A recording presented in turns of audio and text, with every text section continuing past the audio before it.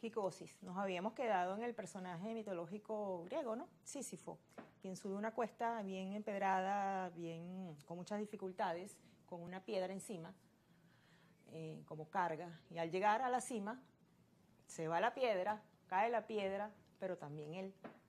Sí, Pudiéramos tener una correlación de lo que ha pasado aquí en Venezuela con un sector. en particular con la oposición. Quizás uno podría decir el gobierno en el sentido de la gestión pública. Bueno, dicen tantas cosas, hablan tantas cosas y llegan a un determinado momento y al final tienen que volver a empezar y a prometer y a cambiar las políticas. Pero en todo caso la oposición sí efectivamente cada vez que tiene una victoria importante parece que se va de bruces, se pretende obtener todo de una sola vez, todo y ya y aquí y ahora, y entonces en ese momento la piedra se les va de las manos y vuelve a caer al pie de la montaña. Hay que llegar arriba y plantar la piedra, y plantarla y llegar a un acuerdo con los demás para plantar la piedra, porque la piedra es el país, es la posibilidad de progreso y de felicidad para todos los venezolanos. Sí. Enrique, país, el Estado venezolano, el presidente Maduro acaba de proponer un proyecto de reforma constitucional con varios puntos. Uno de ellos, el más importante, el que llama la atención, el que es objeto ahora de análisis y de crítica, es el poder comunal. ¿Necesitamos un poder comunal en Venezuela? Fíjate que yo hasta ahora había estado diciendo casi automáticamente cada vez que me preguntaban sobre el tema, bueno, esa reforma constitucional lo que se propone es constitucionalizar el régimen de partido-estado, etcétera, etcétera. Ya yo daba por hecho que era una reforma constitucional mala. Pero escuchando el discurso del presidente Maduro, me he dicho a mí mismo que si al final de cuentas uno opina como uno opina, que uno debe escuchar, que uno debe tratar de reconciliar al país, pues entonces yo creo que hay que esperar y ver y leer ese proyecto para poder tener una opinión definitiva.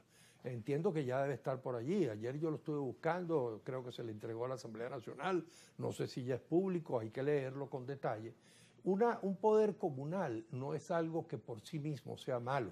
Nosotros antes de Chávez peleábamos siempre porque se le entregara más poder a las parroquias, a los municipios, a los estados. El proceso de descentralización en el país no podía quedarse solo en las gobernaciones y en las alcaldías. Incluso planteábamos que podía llegar más abajo.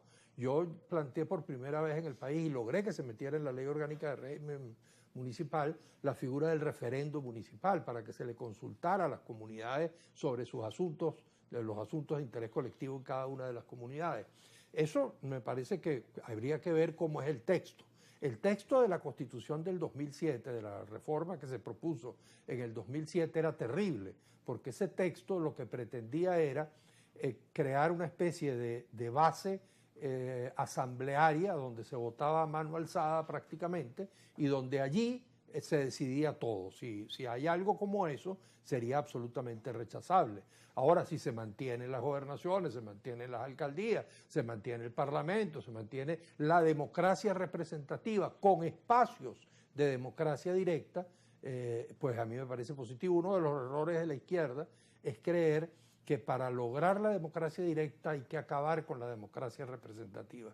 Y no es verdad. Cuando usted acaba con la democracia representativa, con los poderes autónomos, con la capacidad de interpelación del Parlamento y de control sobre el Poder Ejecutivo, etcétera, etcétera, todo lo que representa la democracia representativa fortalece un poder omnímodo que acaba con la posibilidad de la democracia directa. Hay que mantener las dos, complementar la democracia directa y democracia representativa. Se ha asomado que este proyecto de reforma constitucional va a afectar lo que es la estructura de las gobernaciones, de los consejos legislativos, de las alcaldías, de los consejos municipales. Y te digo esto porque nosotros antes en Venezuela elegíamos las juntas parroquiales y eso ya dejó de ser desde hace bastante tiempo. Y en consideración con lo que dijiste de ese proyecto que había en el 2007, que fue rechazado electoralmente, ¿pudiéramos tener alguna vinculación? ¿Habría algún tipo de peligro? Ya tú lo has dicho que en caso de que sea así, pero ¿y si no? ¿cómo crees tú que se pudiera manejar eso? Porque Bueno, también hay quienes dicen que la elección de segundo grado pudiera estar contemplada allí. si se crea digamos, se le da constitucionalidad a un poder comunal que tenga competencias a su nivel, a mí no me parece que sea descartable. Yo escuché incluso en la reforma, y me interesó, y quiero leerlo a ver qué es lo que está diciendo, que va a haber reformas en materia económica, porque yo sí a veces creo que la Constitución y algunas leyes regimentan y estatizan exageradamente a la economía venezolana.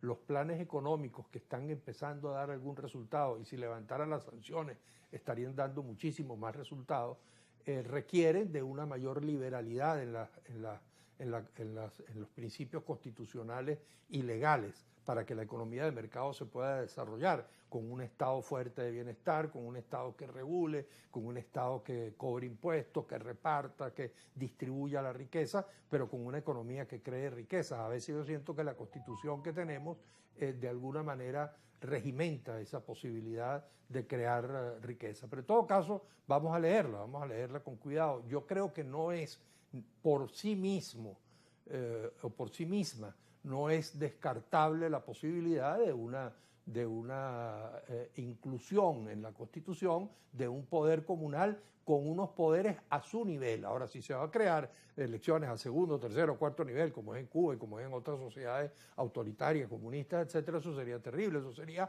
acabar con el principio electoral de un hombre, una persona, no se debe decir un hombre ahora, una persona, un voto. Un elector, un voto. Un elector, un voto. Antes siempre se decía un hombre, un voto, porque los hombres eran los que votaban, las mujeres no, cuando se creó esa consigna.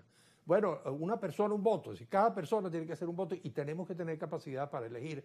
Podría crearse un sistema de semiparlamentario, porque yo a veces también pienso que la reforma debería ser una oportunidad para crear algunas reglas de juego. Ya va, ¿cómo es eso de semiparlamentario? Ya te voy a decir, unas reglas de juego que permitan una negociación política. ¿Qué es lo que es un gobierno semiparlamentario, por ejemplo, como el que hay en Francia? Que permite coexistir a gobierno y a oposición, cada uno con un espacio incluso de poder. En la época de Mitterrand, cuando Mitterrand ganó la presidencia siendo socialista, después perdió las elecciones para el Parlamento y se eligió a un conservador de derecha como Chirac, primer ministro. Y entonces por primera vez se dio una cohabitación entre un presidente socialista y un primer ministro de derecha. Después Chirac fue presidente de derecha y los socialistas ganaron las elecciones y Moroa fue primer ministro. Se podría crear aquí un sistema en el cual la Constitución permita la conformación de un gobierno de unidad nacional donde participen izquierda y derecha, trabajadores, empresarios, creyentes, no creyentes, porque es lo que Venezuela requiere, un gobierno donde participen los que están ahorita en el gobierno y los que están en la oposición y que entre todos juntos podamos reconstruir al país. Es decir, que hayan cupos asegurados para todos los partidos políticos en ese Parlamento. Que haya, pero que además el Parlamento sea el que designa a un gobierno y que el presidente lo pueda. En el caso francés, el presidente propone un nombre como primer ministro, pero tiene que recibir el respaldo del Parlamento. Una nueva pausa en Quicosis y retornamos enseguida con Enrique Ochoa Antich.